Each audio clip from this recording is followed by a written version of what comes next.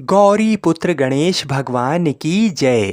जय श्री कृष्णा, राधे राधे। बोलिए श्री सत्यनारायण भगवान जी की जय। अश्विन का महीना भगवान श्री लक्ष्मी नारायण जी को अत्यधिक प्रिय है। आज अश्विन मास की पूर्णिमा है। इस पूर्णिमा को शरद पूर्णिमा के नाम से भी जानते हैं। इसलिए आज के दिन की शुभता और बढ़ जाती है। वैसे तो पूरे अश्विन मास में श्री सत्यनारायण भगवान की कथा को सुनने से अनंत शुभ फलों की प्राप्ति होती है, किंतु अश्विन पूर्णिमा के दिन श्री सत्यनारायण भगवान की कथा को सुनने से मनुष्यों के सभी पाप और संकट कट जाते हैं तथा सभी मनोकामनाओं की पूर्ति होती है। तो आइए भगवान श्री लक्ष्मी नारायण जी के चरणों का ध्यान करते हुए आज शरद पूर्णिमा के दिन बड़ी ही श्रद्धा और प्रसन्नचित मन से श्री सत्यनारायण भगवान की कथा को सुनते हैं। इस कथा को पूरा अवश्य सुनिएगा। सनातन धर्म से जुड़ा शायद ही कोई ऐसा व्यक्ति होगा जिसने श्री सत्यनारायण कथा का नाम ना सुना हो। इस कथा को सुनने का फल हजारों सालों तक किए गए यज्ञ के बराबर माना जाता है। शास्त्रों के मुताबिक ऐसा माना गया है कि इस कथा को सुनने वाला व्यक्ति अगर व्रत रखता है तो उसके जीवन के दुखों को श्री हरि विष्णु खुद ही हर लेते हैं। स्कंद पुराण के मुताबिक भगवान सत्यनारायण श्री हरि विष्णु का ही दूसरा रूप है। इस कथा की महिमा को भगवान सत्यनारायण ने अपने मुख से देवर्षि नारद को बताया है। पूर्णिमा के दिन इस कथा को सुनने का विशेष महत्व है। कलयुग में इस व्रत कथा को सुनना बहुत प्रभावशाली माना गया है। तो हमारी आपसे विनम्र विनती है कि इस कथा को पूरा अवश्य सुनिएगा। जो लोग पूर्णिमा के दिन कथा नहीं सुन पाते हैं वे कम से कम भगवान सत्यनारायण का मन में ध्यान कर लें, विशेष लाभ होता है। पुराणों में ऐसा भी बताया गया है कि जिस स्थान पर श्री सत्यनारायण भगवान की पूजा होती है वहाँ गौरी, गणेश, नवग्रह और समस्त दिक्पाल आ जाते हैं। केले के पेड़ के नीचे अथवा घर के ब्रह्म स्थान पर पूजा करना उत्तम फल देता है। भोग में पंजीरी, पंचामृत, केला और तुलसी दल विशेष रूप से शामिल करें। सिर्फ पूर्णिमा को ही नहीं, परिस्थितियों के मुताबिक किसी भी दिन कथा सुनी जा सकती है। बृहस्पतिवार को कथा सुनना विशेष लाभकारी होता है। भगवान तो बस प्रेम और भाव के भूखे हैं। इस कथा के प्रभाव से खुशहाल जीवन, दाम्पत्य सुख, मन चाहे वर वधू, संतान, स्वास्थ्य जैसी समस्त मनोकामनाओं की पूर्ति होती है। अगर पैसों से जुड़ी कोई समस्या है तो ये कथा किसी संजीवनी से कम नहीं है। तो जब भी मौका मिले भगवान की कथा सुने और सुनाएं। आइए भगवान श्री लक्ष्मी नारायण जी के चरणों का ध्यान करते हुए इस कथा को सुनते हैं। एक समय की बात है, नैमिषारण्य तीर्थ में सौनक आदि 88,000 ऋषियों ने श्री सूत जी से पूछा, हे प्रभु, इस कलयुग में वेद विद्या रहित मनुष्य को प्रभु भक्ति किस प्रकार मिल सकती है तथा उनका उद्धार कैसे होगा। हे मुनि श्रेष्ठ, कोई ऐसा तप बताइए जिससे थोड़े समय में ही पुण्य मिले और मनोवांछित फल भी मिल जाए। इस प्रकार की कथा सुनने की हम इच्छा रखते हैं। सर्व शास्त्रों के ज्ञाता सूत जी बोले, हे वैष्णवों में पूज्य, आप सभी ने प्राणियों के हित की बात पूछी है, इसलिए मैं एक ऐसे श्रेष्ठ व्रत को आप लोगों को बताऊंगा जिसे नारद जी ने लक्ष्मी नारायण जी से पूछा था और लक्ष्मीपति ने मुनि श्रेष्ठ नारद जी से कहा था, आप सब इसे ध्यान से सुनिए। एक समय की बात है, योगी राज नारद जी दूसरों के हित की इच्छा लिए अनेकों लोकों में घूमते हुए मृत्यु लोक में आ पहुंचे।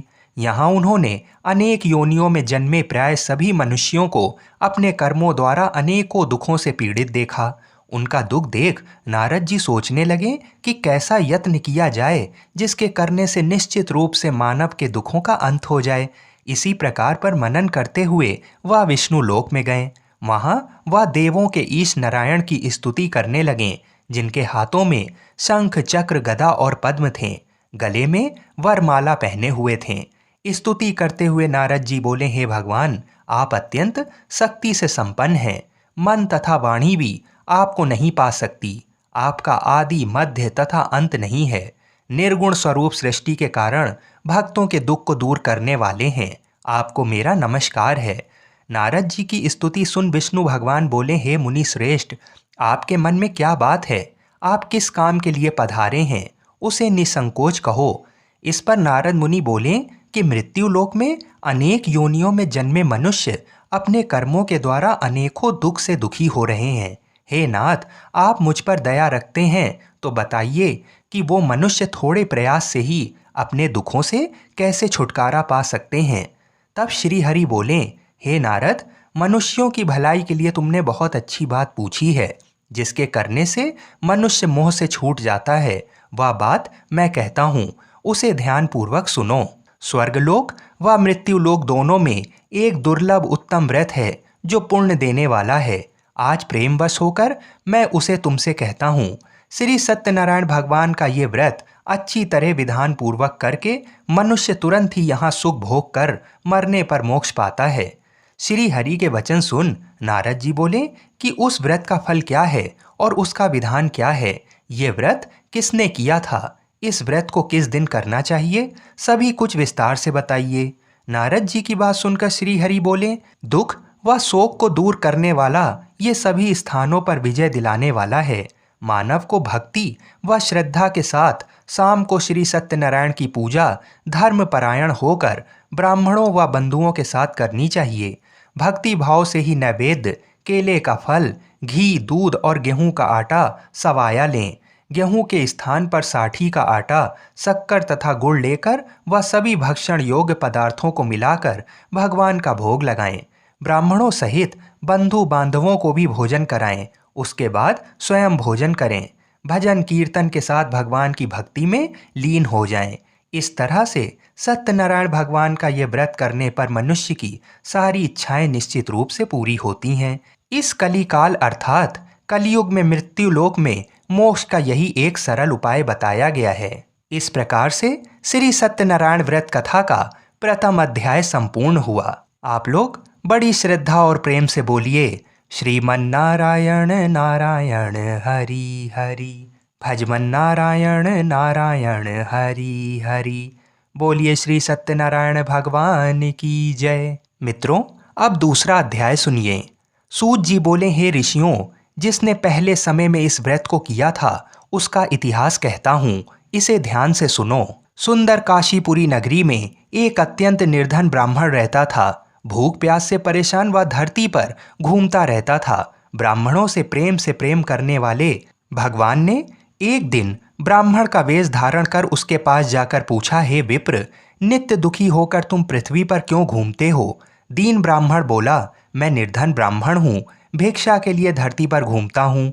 हे भगवान, यदि आप इसका कोई उपाय जानते हो तो बताइए। वृद्ध ब्राह्मण कहता है कि सत्यनारायण भगवान मनोवांछित फल देने वाले हैं, इसलिए तुम उनका पूजन करो। इसे करने से मनुष्य सभी दुखों से मुक्त हो जाता है। वृद्ध ब्राह्मण बनकर आए सत्यनारायण भगवान उस निर्धन ब्राह्मण को व्रत का सारा विधान बताकर अंतर ध्यान हो गए। ब्राह्मण मन ही मन सोचने लगा कि जिस व्रत को वृद्ध ब्राह्मण करने को कह गया है, मैं उसे जरूर करूँगा। ये निश्चय करने के बाद उसे रात में नींद नहीं आई। वह सवेरे उठकर सत्यनारायण भगवान के व्रत का निश्चय कर भिक्षा के लिए चला गया। उस दिन निर्धन ब्राह्मण को भिक्षा में बहुत धन मिला, जिससे उसने बंधु बांधवों के साथ मिलकर श्री सत्यनारायण भगवान का व्रत संपन्न किया। भगवान सत्यनारायण का व्रत संपन्न करने के बाद वह निर्धन ब्राह्मण सभी दुखों से छूट गया और अनेक प्रकार की संपत्तियों से युक्त हो गया। उसी समय से ये ब्राह्मण हर माह इस व्रत को करने लगा। इस तरह से सत्यनारायण भगवान के व्रत को जो मनुष्य करेगा वह सभी प्रकार के पापों से छूटकर मोक्ष को प्राप्त होगा। जो मनुष्य इस व्रत को करेगा वह भी दुखों से मुक्त हो जाएगा। सूत जी बोले कि इस तरह से नारद जी से नारायण जी का कहा हुआ श्री सत्यनारायण व्रत को मैंने तुमसे कहा। हे विप्रो, मैं अब और क्या कहूँ? ऋषि बोले, हे मुनिवर, संसार में उस विप्र से सुनकर और किस किस ने व्रत को किया, हम सब इस बात को सुनना चाहते हैं। इसके लिए हमारे मन में श्रद्धा का भाव है। सूत जी बोले, हे मुनियों, जिस जिसने इस व्रत को किया है वह सब सुनो। एक समय वही विप्र धन व ऐश्वर्य के अनुसार अपने बंधु बांधवों के साथ इस व्रत को करने को तैयार हुआ। उसी समय एक लकड़ी बेचने वाला बूढ़ा आदमी आया और लकड़ियां बाहर रखकर अंदर ब्राह्मणों के घर में गया। प्यास से दुखी व लकड़हारा उनको व्रत करते देख विप्र को नमस्कार कर पूछने लगा कि आप ये क्या कर रहे हैं तथा इसे करने से क्या फल मिलेगा, कृपया मुझे भी बताइए। ब्राह्मण ने कहा कि सब मनोकामनाओं को पूरा करने वाला ये सत्यनारायण भगवान का व्रत है। इनकी कृपा से ही मेरे घर में धन धान्य आदि की वृद्धि हुई है। विप्र से सत्यनारायण व्रत के बारे में जानकर लकड़हारा बहुत प्रसन्न हुआ। चरणामृत लेकर वह प्रसाद खाने के बाद वह अपने घर गया। लकड़हारे ने अपने मन में संकल्प लिया कि आज लकड़ी बेचने से जो धन मिलेगा उसी से श्री सत्यनारायण भगवान का उत्तम व्रत करूंगा। मन में इस विचार को ले बूढ़ा आदमी सिर पर लकड़ियां रख उस नगर में बेचने गया जहां धनी लोग ज्यादा रहते थे। उस नगर में उसे अपनी लकड़ियों का दाम पहले से 4 गुना अधिक मिलता है। बूढ़ा प्रसन्नता के साथ दाम लेकर केले, शक्कर, घी, दूध, दही और गेहूं का आटा ले और सत्यनारायण भगवान के व्रत की अन्य सामग्रियां लेकर अपने घर गया। वहां उसने अपने बंधु बांधवों को बुलाकर विधि विधान से सत्यनारायण भगवान का पूजन और व्रत किया। इस व्रत के प्रभाव से वह बूढ़ा लकड़हारा धन, पुत्र आदि से युक्त होकर संसार के समस्त सुख भोग कर अंतकाल में वैकुंठ धाम चला गया। इस प्रकार से श्री सत्यनारायण व्रत कथा का दूसरा अध्याय संपूर्ण हुआ। आप लोग बड़े श्रद्धा और प्रेम से बोलिए, श्रीमन नारायण नारायण हरि हरि, भजवन नारायण नारायण हरि हरि।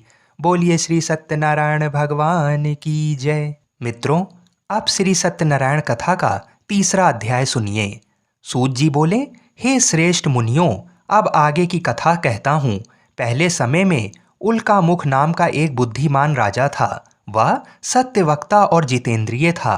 प्रतिदिन देव स्थानों पर जाता और निर्धनों को धन देकर उनके कष्ट दूर करता था। उसकी पत्नी कमल के समान मुख वाली तथा सती साध्वी थी। भद्रशिला नदी के तट पर उन दोनों ने श्री सत्यनारायण भगवान का व्रत किया। उसी समय साधु नाम का एक वैश्य आया। उसके पास व्यापार करने के लिए बहुत सा धन भी था। राजा को व्रत करते देखकर वह विनय के साथ पूछने लगा, हे राजन, भक्ति भाव से पूर्ण होकर आप ये क्या कर रहे हैं? मैं सुनने की इच्छा रखता हूँ, तो आप मुझे बताइए। राजा बोला, हे साधु, अपने बंधु बांधवों के साथ पुत्र आदि की प्राप्ति के लिए एक महाशक्तिमान श्री सत्यनारायण भगवान का व्रत व पूजन कर रहा हूँ। राजा के वचन सुन साधु आदर से बोला, हे राजन, मुझे इस व्रत का सारा विधान कहिए। आपके कथानुसार मैं इस व्रत को करूँगा। आपके कथानुसार मैं भी इस व्रत को करूँगा। मेरी भी संतान नहीं है और इस व्रत को करने से निश्चित रूप से मुझे संतान की प्राप्ति होगी। राजा से व्रत का सारा विधान सुन व्यापार से निवृत्त हो वह अपने घर गया। साधु वैश्य ने अपनी पत्नी को संतान देने वाले इस व्रत का वर्णन कह सुनाया और कहा कि जब मेरी संतान होगी तब मैं इस व्रत को करूँगा। साधु ने इस तरह के वचन अपनी पत्नी लीलावती से कहे। एक दिन लीलावती पति के साथ आनंदित हो सांसारिक धर्म में प्रवृत्त होकर सत्यनारायण भगवान की कृपा से गर्भवती हो गई। 10वें महीने में उसके गर्भ से एक सुंदर कन्या ने जन्म लिया। दिनों दिन वह ऐसे बढ़ने लगी कि जैसे कि शुक्ल पक्ष का चंद्रमा बढ़ता है। माता पिता ने अपनी कन्या का नाम कलावती रखा। एक दिन लीलावती ने मीठे शब्दों में अपने पति को याद दिलाया कि आपने सत्यनारायण भगवान के जिस व्रत को करने का संकल्प किया था उसे करने का समय आ गया है। आप इस व्रत को करिए। साधु बोला कि हे प्रिय, इस व्रत को मैं उसके विवाह पर करूंगा। इस प्रकार अपनी पत्नी को आश्वासन देकर वह नगर को चला गया। कलावती पिता के घर में रह वृद्धि को प्राप्त हो गई। साधु ने एक बार नगर में अपनी कन्या को सखियों के साथ देखा तो तुरंत ही दूत को बुलाया और कहा कि मेरी कन्या के लिए योग्य वर देख कर आओ। साधु की बात सुनकर दूत कंचन नगर में पहुंचा और वहां देखभाल कर लड़की के सुयोग्य वाणिक पुत्र को ले आया। सुयोग्य लड़के को देख साधु ने बंधु बांधवों को बुलाकर अपनी पुत्री का विवाह कर दिया। लेकिन दुर्भाग्य की बात ये कि साधु ने अभी भी श्री सत्यनारायण भगवान का व्रत नहीं किया। इस पर श्री भगवान क्रोधित हो गए और श्राप दिया कि साधु को अत्यधिक दुख मिले। अपने कार्य में कुशल साधु बनिया जमाई को लेकर समुद्र के पास स्थित होकर रत्नासारपुर नगर में गया। वहां जाकर दामाद ससुर दोनों मिलकर चंद्रकेतु राजा के नगर में व्यापार करने लगे। एक दिन भगवान सत्यनारायण की माया से एक चोर राजा का धन चुराकर भाग रहा था। उसने राजा के सिपाहियों को अपना पीछा करते देख चुराया हुआ धन वहां रख दिया, जहां साधु अपने जमाई के साथ ठहरा हुआ था। राजा के सिपाहियों ने साधु वैश्य के पास राजा का धन पड़ा देखा तो वह ससुर जमाई दोनों को बांधकर प्रसन्नता से राजा के पास ले गए और कहा कि इन दोनों चोरों को हम पकड़ लाए हैं, आप आगे की कार्यवाही की आज्ञा दें। राजा की आज्ञा से उन दोनों को कठिन कारावास में डाल दिया गया और उनका सारा धन भी उनसे छीन लिया गया।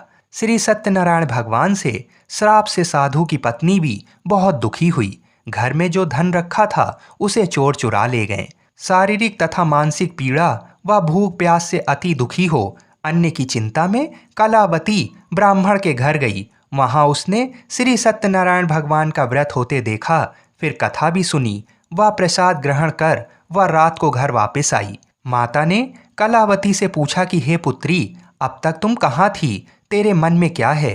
कलावती ने अपनी माता से कहा, हे माता, मैंने एक ब्राह्मण के घर में श्री सत्यनारायण भगवान का व्रत देखा है। कन्या के वचन सुन लीलावती भगवान के पूजन की तैयारी करने लगी। लीलावती ने परिवार व बंधुओं सहित सत्यनारायण भगवान का पूजन किया और उनसे वर मांगा कि मेरे पति तथा जमाई शीघ्र घर आ जाएं। साथ ही ये भी प्रार्थना की कि हम सबका अपराध भगवान क्षमा करें। श्री सत्यनारायण भगवान इस व्रत से संतुष्ट हो गए और राजा चंद्रकेतु को सपने में दर्शन दे कहा कि हे राजन, तुम उन दोनों वैश्यों को छोड़ दो और तुमने उनका जो धन लिया है उसे भी वापस कर दो। अगर ऐसा नहीं किया तो मैं तुम्हारा धन, राज्य व संतान सभी को नष्ट कर दूंगा। राजा को ये सब कहकर वह अंतर्ध्यान हो गए। प्रातःकाल सभा में राजा ने अपना सपना सुनाया। फिर बोले कि बणिक पुत्रों को कैद से मुक्त कर सभा में लाओ। दोनों ने आते ही राजा को प्रणाम किया। राजा मीठी वाणी में बोला, हे महानुभावों, भाग्यवश ऐसा कठिन दुख तुम्हें प्राप्त हुआ है, लेकिन अब तुम्हें कोई भय नहीं है। ऐसा कह राजा ने उन दोनों को नए वस्त्र आभूषण भी पहनाए और जितना धन उनका लिया था उससे दोगुना धन वापस कर दिया। दोनों वैश्य अपने घर को चल दिए। इस प्रकार से श्री सत्यनारायण भगवान व्रत कथा का तीसरा अध्याय यहीं पर संपूर्ण हुआ। बड़े ही श्रद्धा और प्रेम से बोलिए, श्रीमन्नारायण नारायण हरि हरि, भजमन नारायण नारायण हरि हरि। बोलिए श्री सत्यनारायण भगवान की जय। मित्रों, आइए अब श्री सत्यनारायण भगवान की कथा का चौथा अध्याय सुनते हैं। सूत जी बोले, वैश्य ने मंगलाचार कर अपनी यात्रा आरंभ की और अपने नगर की ओर चल दिए। उनकी थोड़ी दूर जाने पर एक दंडी वेशधारी श्री सत्यनारायण ने उनसे पूछा, हे साधु, तेरी नाव में क्या है? अभिवाणी वणिक हंसता हुआ बोला, हे दंडी, आप क्यों पूछते हो? क्या धन लेने की इच्छा है? मेरी नाव में तो बेल व पत्ते भरे हुए हैं। वैश्य के कठोर वचन सुन भगवान बोले, तुम्हारे वचन सत्य हों। दंडी ऐसा वचन कहकर वहां से दूर चले गए। कुछ दूर जाकर समुद्र के किनारे बैठ गए। दंडी के जाने के बाद साधु वैश्य ने नित्य क्रिया के पश्चात नाव को ऊंची उठती देखकर अचंभा माना और नाव में बेल पत्ते आदि देख वह मूर्छित हो जमीन पर गिर पड़ा। मूर्छा खुलने पर वह अत्यंत शोक में डूब गया। तब उसका दामाद बोला कि आप शोक ना मनाएं, ये दंडी का श्राप है, इसलिए हमें उनकी शरण में जाना चाहिए, तभी हमारी मनोकामना पूरी होगी।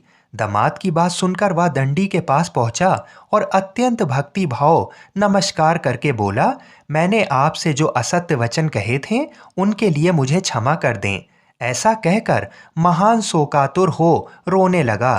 तब दंडी भगवान बोले, हे वणिक पुत्र, मेरी आज्ञा से बार बार तुम्हें दुख प्राप्त हुआ है। तू मेरी पूजा से विमुख हुआ। साधु बोला, हे भगवान, आपकी माया से ब्रह्मा आदि देवता भी आपके रूप को नहीं जानते, तब मैं अज्ञानी कैसे जान सकता हूँ? आप प्रसन्न होइए। अब मैं सामर्थ्य के अनुसार आपकी पूजा करूँगा। मेरी रक्षा करो और पहले के समान नौका में धन भर दो। साधु वैश्य के भक्ति पूर्वक वचन सुनकर भगवान प्रसन्न हो गए और उसकी इच्छा अनुसार वरदान देकर अंतर्ध्यान हो गए। ससुर जमाई जब नाव पर आए तो नाव धन से भरी हुई थी। फिर वही अपने अन्य साथियों के साथ सत्यनारायण भगवान का पूजन कर अपने नगर को चल दिए। जब नगर के नजदीक पहुंचे तो दूत को घर पर खबर करने के लिए भेज दिया। दूत साधु की पत्नी को प्रणाम कर कहता है कि मालिक अपने दामाद सहित नगर के निकट आ गए हैं। दूत की बात सुन साधु की पत्नी लीलावती ने बड़े हर्ष के साथ सत्यनारायण भगवान का पूजन कर अपनी पुत्री कलावती से कहा कि मैं अपने पति के दर्शन को जाती हूँ, तू कार्य पूर्ण कर शीघ्र आ जा। माता के ऐसे वचन सुन कलावती जल्दी से प्रसाद छोड़ अपने पति के पास चली गई। प्रसाद की अवज्ञा के कारण श्री सत्यनारायण भगवान रुष्ट हो गए और नाव सहित उसके पति को पानी में डुबो दिया।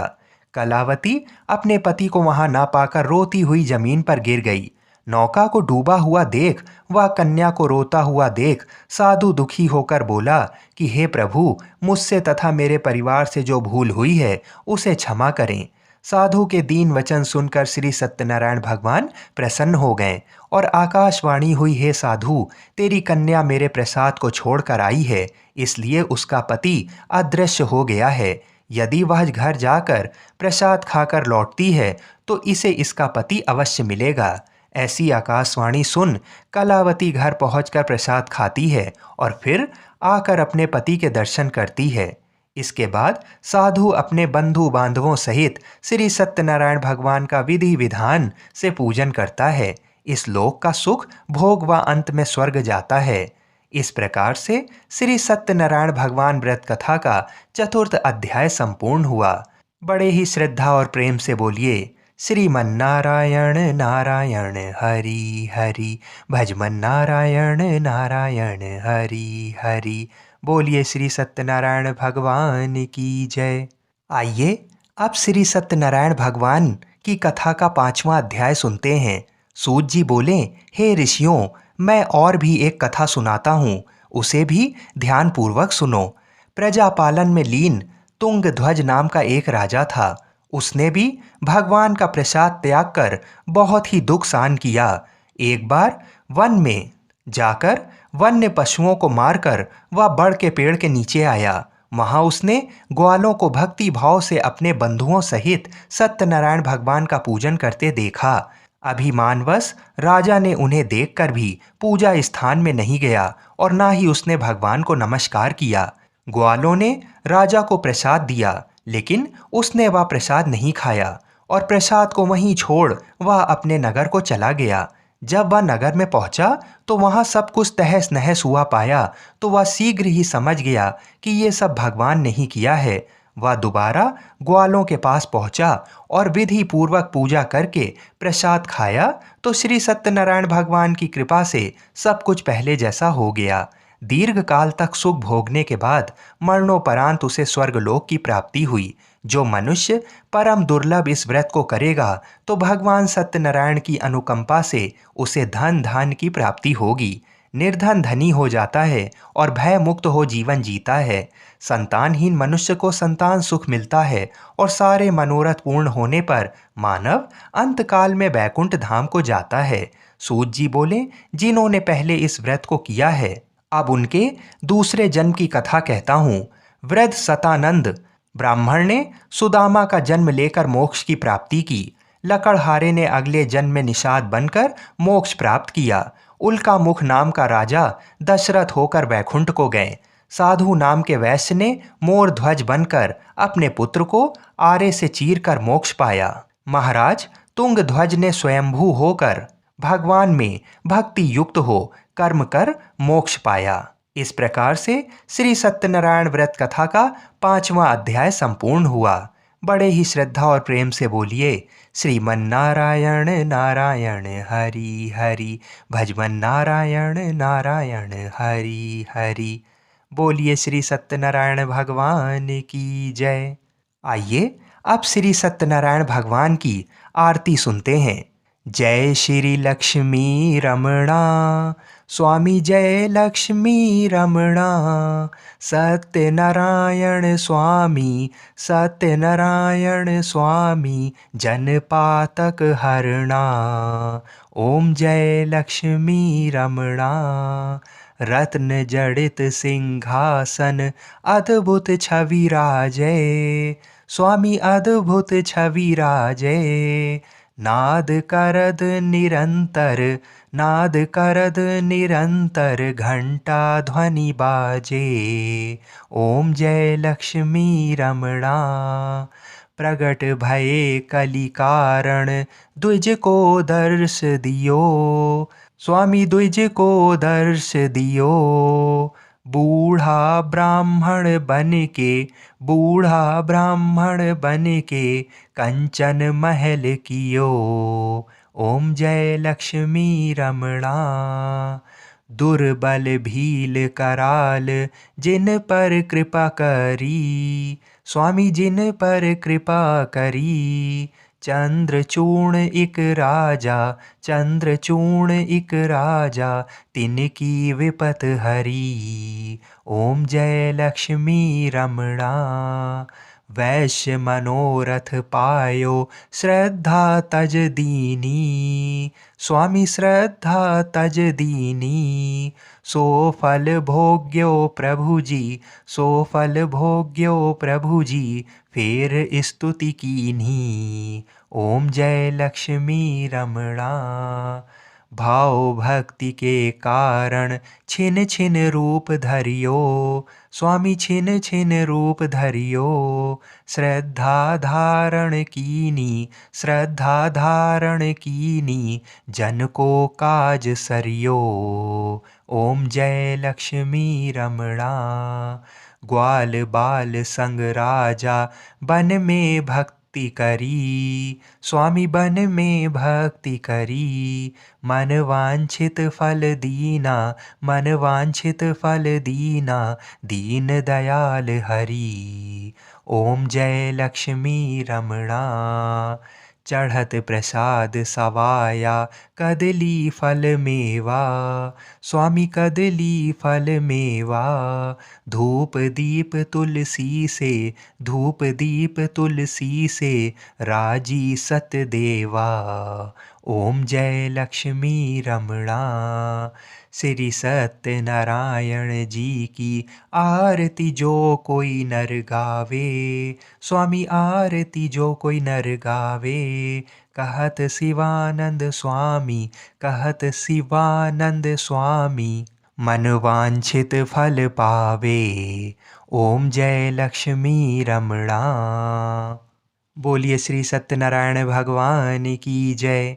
मित्रों, पूरी सत्यनारायण व्रत कथा का निहितार्थ ये है कि लौकिक एवं परलौकिक हितों की साधना के लिए मनुष्य को सत्य आचरण का व्रत लेना चाहिए। सत्य ही भगवान है, सत्य ही विष्णु है। लोक में सारी बुराइयों, सारे कलेशों, सारे संघर्षों का मूल कारण है सत्य आचरण का अभाव। सत्यनारायण व्रत कथा पुस्तिका में इस संबंध में एक श्लोक है जिसका अर्थ है, सत्यनारायण व्रत का अनुष्ठान करके मनुष्य सभी दुखों से मुक्त हो जाता है। कली काल में सत्य की पूजा विशेष रूप से फलदायी है। सत्य के अनेक नाम हैं, यथा सत्यनारायण, सत्यदेव, सनातन, सत्य रूपी विष्णु।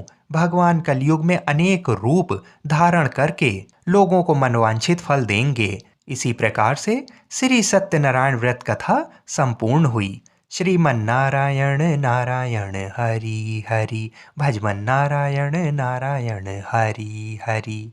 बोलिए श्री सत्यनारायण भगवान की जय। जय जय श्री राधे।